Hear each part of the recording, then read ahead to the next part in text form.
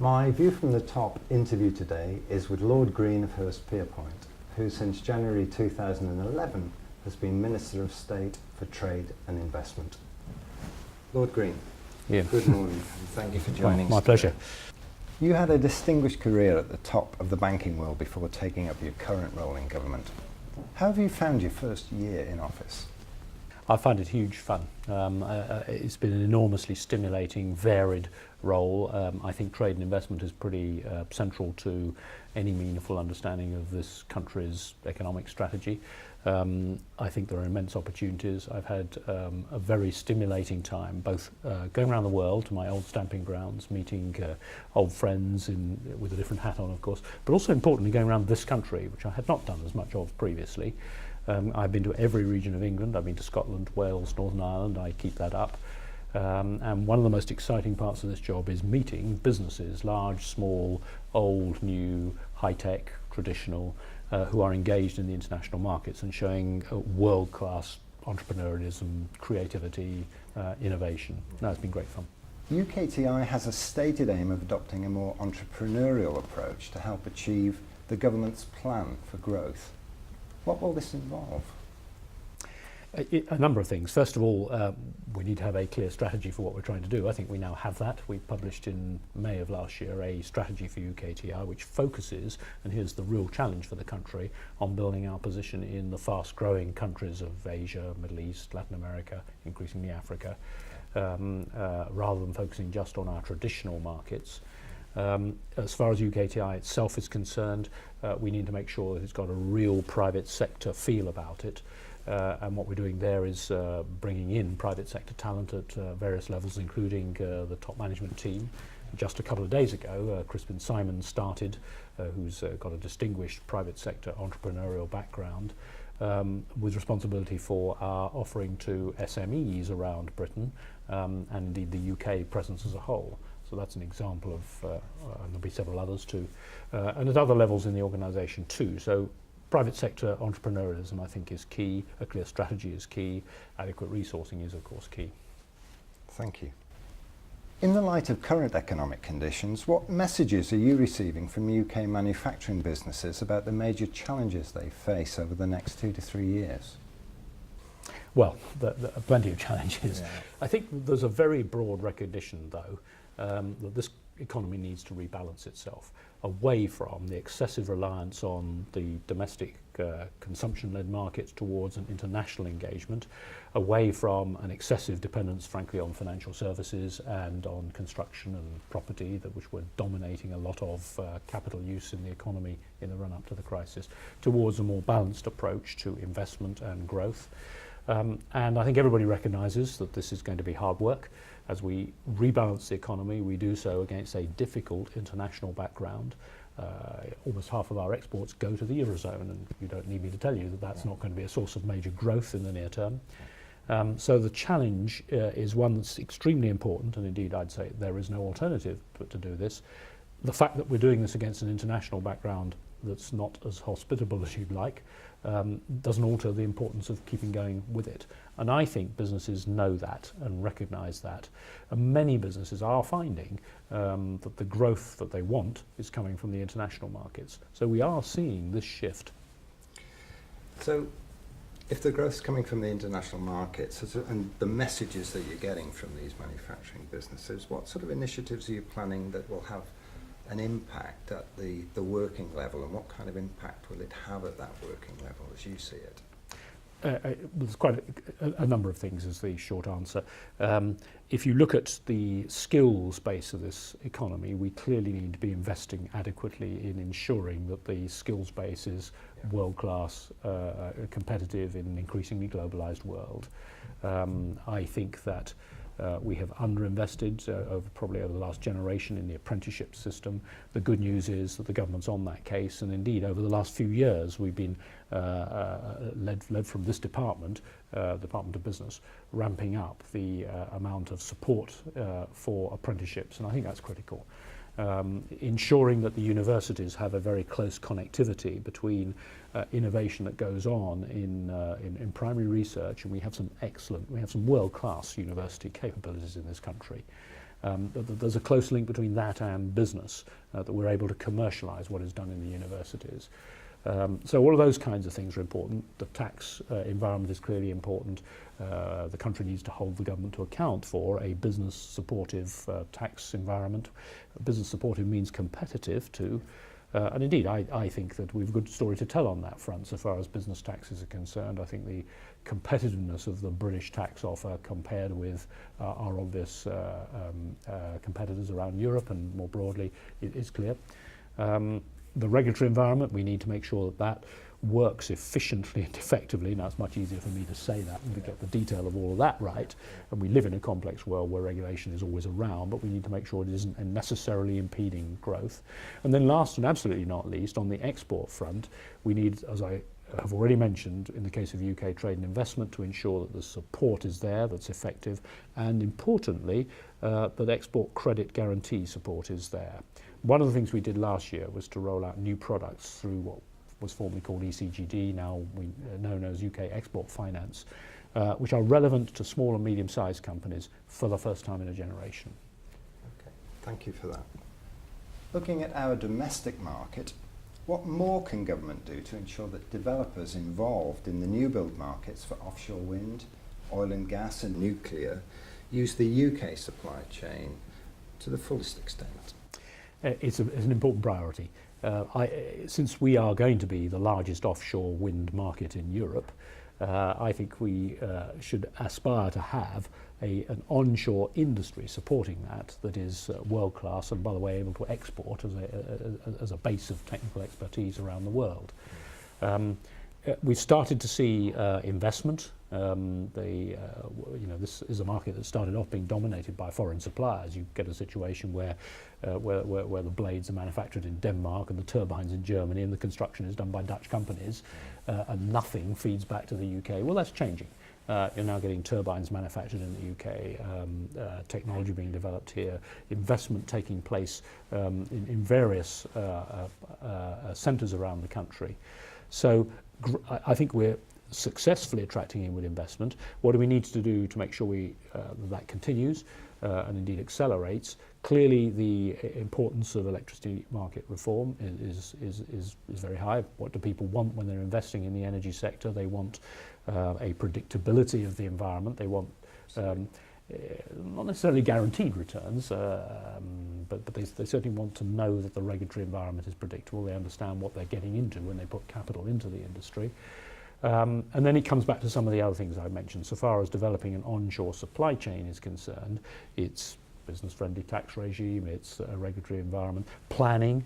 In every sector of the economy, one hears businesses complain about the complexity of the British planning system. Well, we're committed to simplifying that and to creating a bias in favour of sustainable development and to work on that. That is work in progress. We're not there yet. But we've got to do it because we need to ensure that we have a world-class economic infrastructure, of which energy is a critical part, of course, for the 21st century. Given the intention to be the greenest government ever, what is the government doing to assist UK companies in taking long-term investment decisions on the development of green technologies in the energy sector, which can be commercialised both domestically and in export markets? Some of the things that are important I've already mentioned. I think predictability of the regulatory environment. The specific role of the Green Investment Bank I would like to focus on or to emphasise. That will have a capital of £3 billion. It's kind of almost up and running now. We have a chair appointed.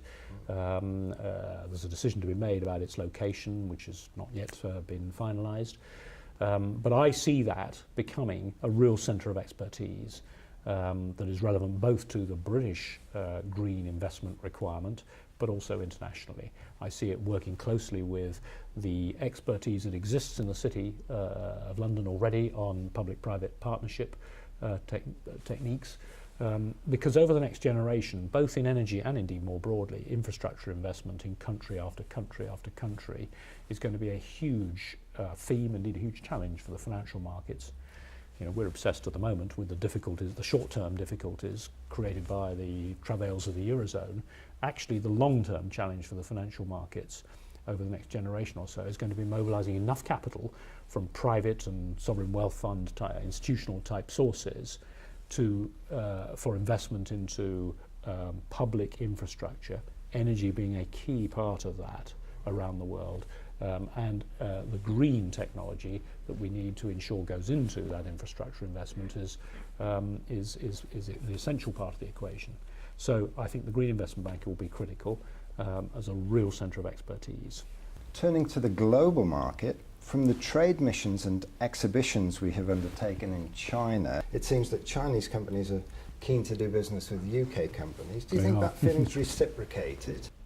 And what can UKTI do to encourage more UK companies to do business in China? Well, I think it's one of their highest priorities, to be clear. China's is what it is. It's the world's largest fast-growing market. It's the world's second largest market overall now. It's clearly a major opportunity. And we start from a position as the British with a very low market share. We have about a 1% market share of Chinese imports. We are behind the Germans. That's perhaps not a surprise. We're behind the French and the Italians. I see no good reason why that should be true. So yes, we do need to encourage more British businesses to look at a manifold array of opportunities. This isn't about one or two or three sectors. The Chinese economy is becoming a broad-based, increasingly sophisticated economy. It's becoming one where the consumer has a burgeoning appetite for, frankly, all the same things that consumers everywhere else in the world want. So whether it's branded goods, it's retail presence, it's financial services, it's creative design, it's music, or it's advanced manufacture and green technology, whatever it is, there are opportunities, and we need to encourage engagement. In China, as in so many other countries, you can't just turn up with a suitcase and expect to sign a contract. You need to be prepared to commit, to find local partners, to work with them over the long term. And there are plenty of challenges, but we have to engage more British businesses in looking at the opportunities, and yes, that's a key responsibility of UKTI. Yeah. And you mentioned China and so many other countries. The government has emphasised supporting efforts in the BRIC countries, Brazil, Russia, India, China. Is there a risk that other markets could be neglected as a result? Not if I have anything to do with it. I mean, the BRICS are clearly important. But actually, we in our UKTI strategy that I've mentioned identified 4 top priorities, 3 of whom were BRICS, but the 4th wasn't. I mean, China, India and Brazil were all there. The 4th one was actually Turkey. And I mentioned that because it's evidence of precisely your point. It isn't just the BRICS. Why Turkey? Because from a British perspective, Turkey is relatively near at hand. It's a burgeoning economy. It's a sizable economy in both demographically and as an economy in European terms. It's an increasingly a regional economic power. It has aspirations to make Istanbul a regional financial services centre, so they look to London. There are all sorts of ways in which we should be treating Turkey as a very serious business opportunity. We also identified a dozen or so other countries as important priorities, and they are typically fast-growing, typically what we call emerging, and places like Indonesia, Vietnam, Malaysia, Pakistan. I was in Pakistan a month or so ago. There are tremendous opportunities there for all of the obvious difficulties. So you're absolutely right to ask the question. This isn't just about the BRICS, it's a broader engagement. And that in turn means that for British businesses, if you're a small business looking overseas for the very first time, yes, it can be a bewildering prospect. Where do I start? How do I go about it? Well, that's what UKTI is there for. Thank you. We touched on the importance of international exhibitions and trade missions and this kind of thing. In terms of exhibitions and conferences that take place throughout the world, ministerial presence is highly valued. Yes, indeed. How often do you manage to attend such events? Well, I've attended a whole number. I think I've probably lost count. I've been in 25 different countries over the last 12 months, and as well as travelling frequently around this country. And very often that's in connection with either an exhibition of some kind or a conference of some kind where I'm being asked to give a keynote speech. And yes, I fully recognise the importance of that, and will indeed be in Houston, as you know, at the end of April. And picking up on that, at the Offshore Technology Conference that you mentioned in Houston, what do you see as the key benefits of you visiting that kind of event and that particular event? Well, two things from my point of view. First of all, I'm well aware that the presence of a minister from the British government gives a kind of visibility to the British presence, encourages and supports in whatever way I can. I will be meeting with local officials as well, and obviously showcasing inward investment opportunities into this country. I'm also combining it with visits to San Diego and Seattle and also Canada. And actually, from my point of view, I learn each time I go to it and I meet British businesses and see events like that. You learn more about the offering, the British capability, the British offering, the British presence on the world stage. And so, frankly, it's grist to my mill of encouraging British companies to look overseas. And it's one thing for British companies to get out there and be present in those markets. What's the government doing to help people active in exports from the UK and the businesses from the UK be competitive in the global market when they get there? Well, at the end of the day, of course, it is for the business to ensure that it's globally competitive. It comes back to what should you expect of the government? You should expect a tax regime which enables you to operate as tax efficiently as possible, obviously. The regulatory regime is important because that has cost and quality implications. And we should not always assume, by the way, that regulations are automatically a disadvantage because they're often the basis for a quality that goes with brand Britain. At the end of the day, of course, it is for an individual business to look at its own product offering and the cost structure of that and the growth potential in market by market and decide where to invest its effort in marketing. They should be able to look to the mission, the High Commission or the embassy in the country concerned for active support that knows about the business realities they're having to grapple with.